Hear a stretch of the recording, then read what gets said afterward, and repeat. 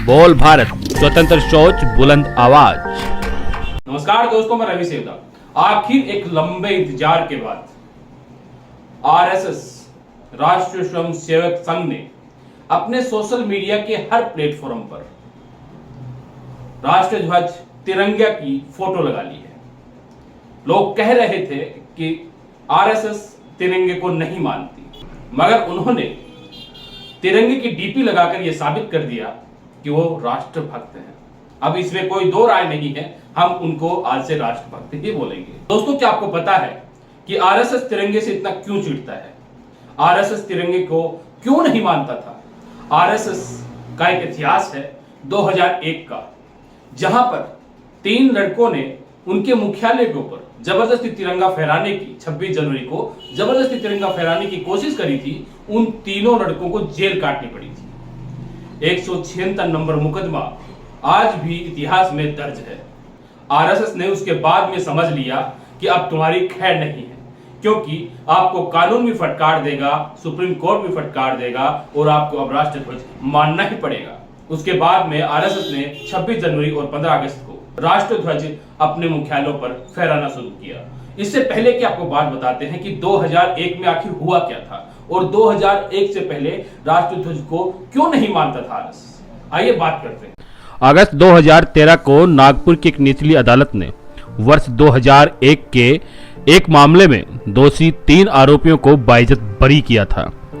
इन तीनों आरोपियों बाबा मेंढे, रमेश कांबले और दिलीप चटवानी का जुर्म तथाकथित रूप से सिर्फ इतना था कि 26 जनवरी 2001 को नागपुर के रेशमी बाग स्थित आरएसएस मुख्यालय में घुसकर गणतंत्र दिवस पर झंडा फहराने का प्रयास किया था। राष्ट्र प्रेमी युवा दल के ये तीनों सदस्य दरअसल इस बात से दुखी थे कि स्वतंत्रता दिवस और गणतंत्र दिवस जैसे अवसरों पर भी आरएसएस के दफ्तरों में तिरंगा क्यों नहीं फहराया जाता। सवाल यह है कि जिस भवन पर यह युवक तिरंगा फहराना चाहते थे वो कोई मदरसा नहीं था, वो कोई मस्जिद नहीं थी, वो तो आरएसएस का मुख्यालय था, जिसकी देशभक्ति पर आज भी कोई सवाल खड़ा नहीं किया जा सकता। तब फिर क्या वजह रही होगी कि संघ इस कोशिश पर तिलमिला गया और तीनों युवकों पर मुकदमा दर्ज हो गया। आपको बता दें, 12 साल तक वो लड़के संघ की निशाने पर बने रहे। यह भी पूछना लाजमी है कि नागपुर की अदालत में यह मुकदमा दर्ज होने के बाद 2002 में आरएसएस मुख्यालय पर तिरंगा झंडा फहराने का निश्चय क्यों किया गया? क्या इसलिए कि आरएसएस यह समझ गया था कि इस मुकदमे का हवाला देकर उसकी देश के प्रति निष्ठा पर सवाल खड़े किए जाएंगे, या इसलिए कि भगवा झंडे के बजाय तिरंगे से जुड़ी जनभावनाओं का सहारा लेकर उसे अपना प्रभाव क्षेत्र बढ़ाना आसान लगने लगा था? क्या यह कहा जा सकता है कि अगर तिरंगा फहराना ही देशभक्ति है तो आरएसएस तो अभी जुम्मा 15 साल पहले ही देशभक्त हुआ है? अगर ऐसा नहीं है तो क्या 2002 से पहले तिरंगा भारतीय राष्ट्र का राष्ट्रध्वज नहीं था? या फिर आरएसएस अपनी आज की कसौटी पर कहे तो देशभक्त ही नहीं है?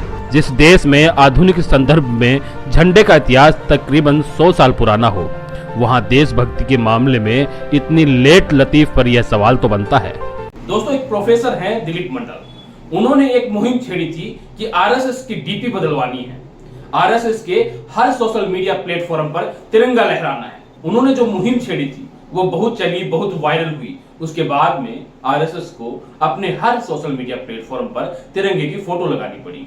उसके बाद में दिलीप मंडल ने कहा कि मेरा जो सपना था, मेरी जो मुहिम थी, मेरी जो कोशिश थी, वो कामयाब हुई। आखिरकार आरएसएस को हारना ही पड़ा। इसके बाद में दिलीप मंडल कहते हैं कि अब हम आरएसएस को राष्ट्र देशभक्त मानते हैं, इसमें कोई दो राय नहीं है। बोल भारत, स्वतंत्र सोच, बुलंद आवाज।